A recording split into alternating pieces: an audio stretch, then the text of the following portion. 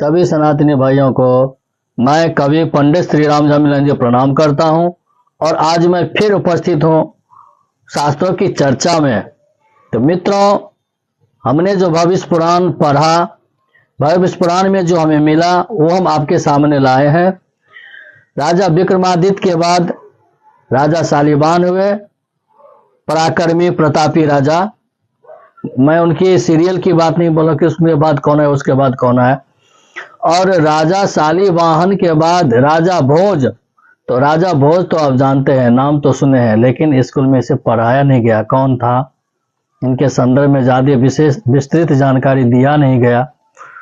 तो राजा भोज, राजा शालिवाहन के 10 पीढ़ी व्यतीत होने पे राजा भोज का नाम आता है। तो राजा भोज भी चक्रवर्ती सम्राट थे।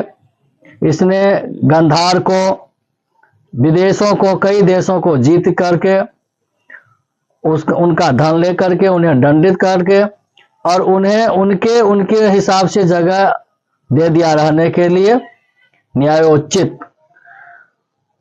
और मरुभूमि में जाकर के, मरुभूमि में गए राजा भोज और भगवान शिव का दर्शन किए, पूजन किए, अर्चन किए। भगवान प्रसन्न होते हैं और राजा भोज से कहते हैं, राजा भोज आपने जो पूजन किए मैं प्रसन्न हूं, लेकिन अब आपको इस क्षेत्र में नहीं आना चाहिए। ये क्षेत्र पूर्णतः दूषित हो गए हैं, यहाँ मलेच्छों का राज हो गया है, इस क्षेत्र में अब आपको नहीं आना चाहिए। राजा भोज ने प्रणाम किए और पुनः अपने देश चले आए। राजा भोज बहुत प्रतापी थे, चक्रवर्ती थे। 84 ग्रंथ लिखे थे राजा भोज ने।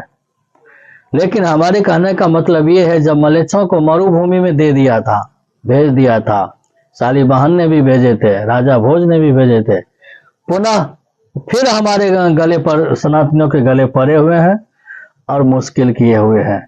ये सनातन धर्म वाले ही ऐसे होते हैं जो हर किसी को गले लगाते हैं और उनको बैठने के लिए देते हैं, रहने के लिए दे देते हैं, उनके सुख दुख में भाग लेते हैं, जिसका परिणाम है इसे भुगतना पड़ता है।